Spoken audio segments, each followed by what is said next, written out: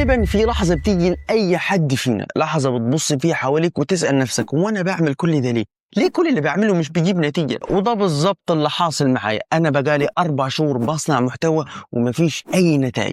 بحس إني بتحرك بس ما بتقدمش، بتعب بس مفيش فرق ولا في مردود، وكأن كل حاجة بتضيع وأنا واقف في مكاني. بس هل فعلا مفيش نتيجة؟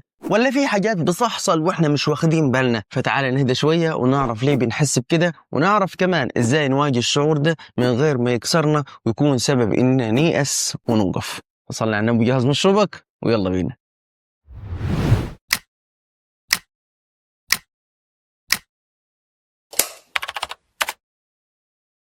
بص أيها الجميل، الإحساس ده طبيعي وبيحصل تقريبا لأي حد عايش وبيشتغل وبيتعب على حلمه وهدفه، بس خطورته إنك لو سبته هيوقفك وهيخلي صوتك الداخلي يقولك ما تكملش، مش هتوصل، مفيش فايدة. فعلشان تفهم الصورة بقى وتكون شخص ملم بالموضوع بالكامل، تعال نفكر شوية ونفهم 3 حاجات. أول حاجة إن مفيش مجهود بيروح هدر. خليك مقتنع إن حتى لو النتيجة اتأخرت وما ظهرتش دلوقتي، فكل خطوة أنت خدت فيها قرار وكل محاولة عملتها علمتك حاجة وزودت قوتك من غير ما تحس. المشكلة إننا دايما بندور على النتيجة الواضحة، فلوس، شغل، شهرة، نجاح كبير، بس بننسى إن في نتائج بتتبني جواك، نتائج اسمها صبر ونضج وفهم ووعي أكثر بالحياة، وحاجات تانية كتير مش بتبان دلوقتي لكن بتظهر لما نحتاجها.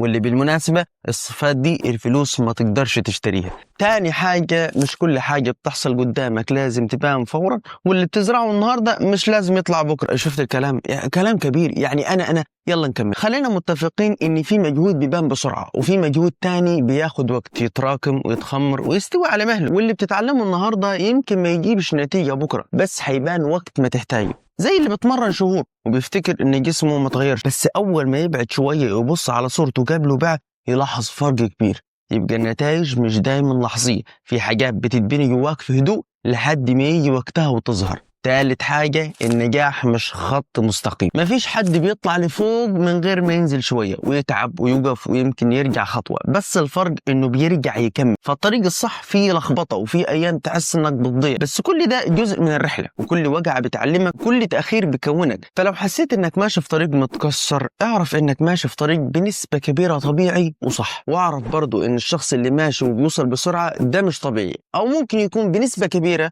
مر بنفس اللحظات دي بس ما قالش. طيب احنا دلوقتي الفكرة وضحت، ايه الحل بقى علشان الاحساس ده يختفي او حتى يهدى؟ اول حاجة، اهدى انت ودون اللي عملته. احنا ساعات بننسى احنا عملنا ايه، وده ليه ان عقلنا دايما مركز على اللي لسه ما وصلناش ليه. بس اول ما تقعد بهدوء وتكتب الحاجات اللي عملتها حتى لو كانت بسيطة، والله هتكتشف انك ما كنتش واقف مكانك زي ما كنت فاكر، وانك انجزت حاجات كتير.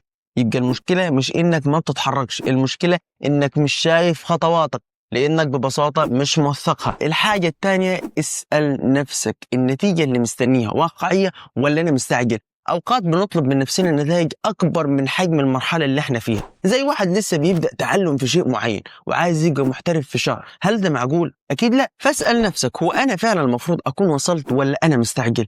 المقارنة بين التوقعات والواقع بتكشف كتير وممكن تكون سبب في هدوءك بدل توترك اللي مغرق الدنيا. 3، راجع خطتك. الاستمرار مهم، محدش قال حاجة، بس الاستمرار بنفس الطريقة اللي مش بتشتغل مش دايما حكمة منك. راجع انت بتعمل ايه وبتشتغل ازاي، شوف هل في طرق تانية، ادوات مختلفة، هل في حد ممكن اسأله او اتعلم منه. لازم تكون منتبه للحاجات دي لأن ممكن تكون محتاج تعديل بسيط، بس التعديل البسيط ده يفرق جدا معك.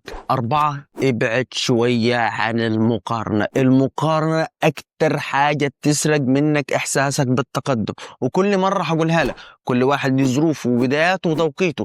اللي شايفه سبقك ممكن يكون في مجال مختلف عنك، أو ممكن يكون أصلا عنده دعم مش عندك. فركز على تطورك أنت حتى لو بسيط، ولما تبص لنفسك امبارح وتقارنها بنفسك النهاردة هتشوف إنك فعلا بتتغير. وبالمناسبة احنا عملنا فيديو عن فخ المقارنات هسيبه لك تحت. 5، وآخر حاجة، خلي عندك وقت للراحة. الضغط المستمر بيطفيك حتى لو كنت ناجح. الراحة مش رفاهية، دي ضرورة علشان ترجع تقدر تشوف الأمور بوضوح.